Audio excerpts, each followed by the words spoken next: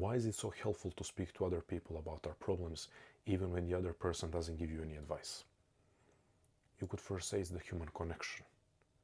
It's because when you have another human witnessing you and offering you empathy and compassion, that experience is healing in itself.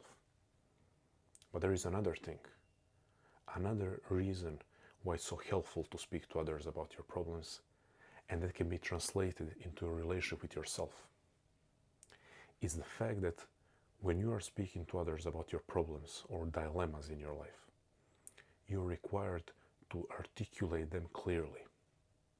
You're required to express them as precisely as possible.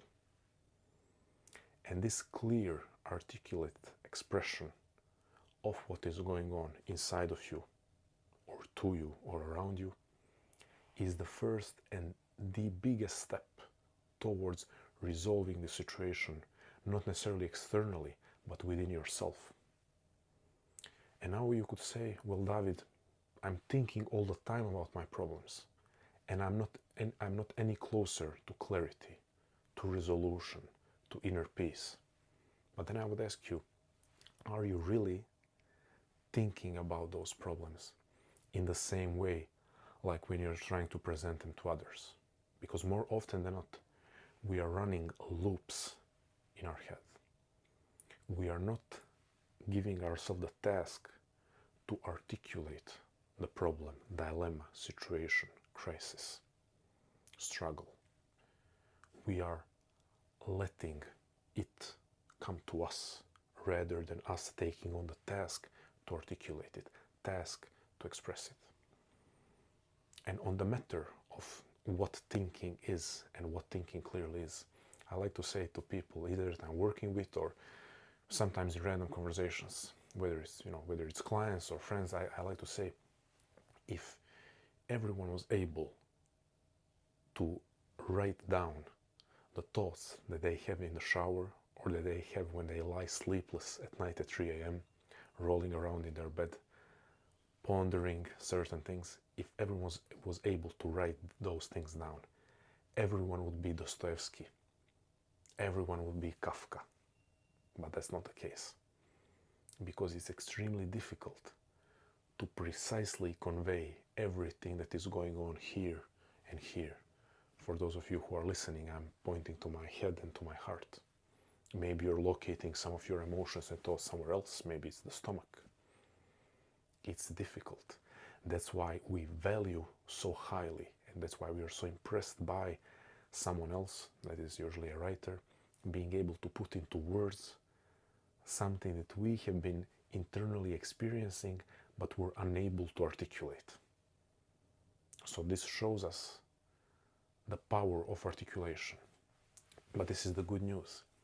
You don't have to be as clear and precise and as lucid and as skillful as Dostoevsky or Kafka in articulating your deepest and heaviest and maybe most personal thoughts.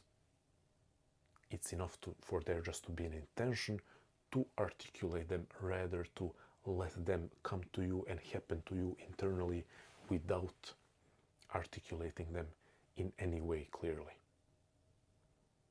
So let's get back to that person that is providing you so much value, but by just listening, by just requiring to hear your thoughts somehow expressed clearly rather than running loops in your mind. However you want to call that person, a friend, a counselor, a mentor, an advisor, however you want to call that person, I will call them a friend.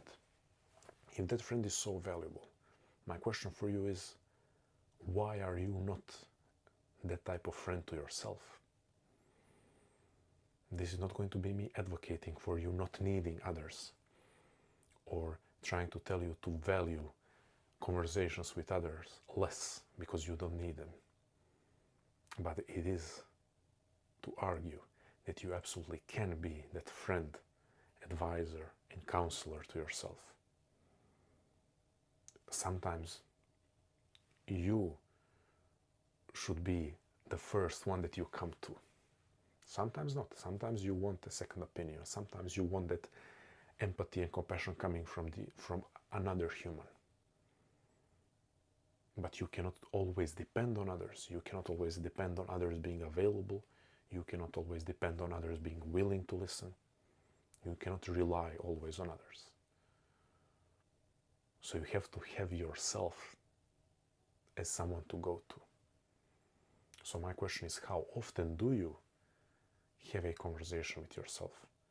How often do you ask yourself a question and then try to answer it clearly and take the time to listen to yourself?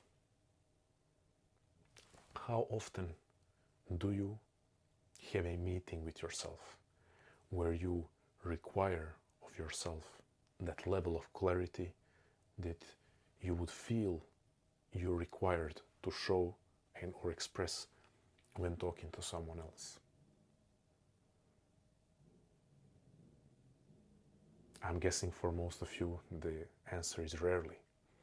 You could say, I'm spending a lot of time with myself, and I'm spending a lot of time thinking, and I'm spending a lot of time thinking about my problems and about my inner experience.